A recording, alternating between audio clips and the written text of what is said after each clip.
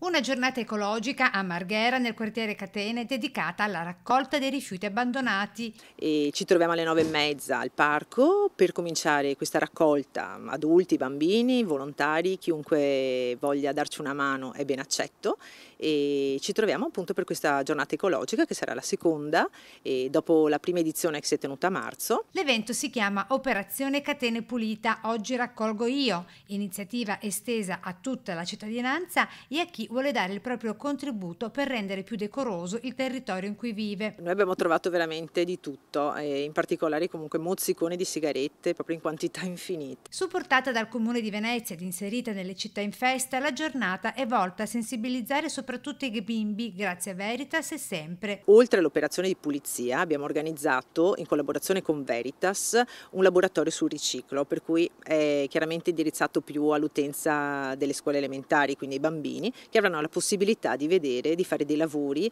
riutilizzando del materiale plastico. Con il parco pulito, grazie all'associazione Catene 2000, appuntamenti che continuano completamente gratuiti. Infatti vi aspettiamo anche domenica per una interessante, molto bella rassegna cinofila, e poi il fine settimana successivo, il 21 e 22 settembre, sempre al Parco Catene, che sarà dedicato al mondo dello skate e della BMX, quindi vi aspettiamo tutti.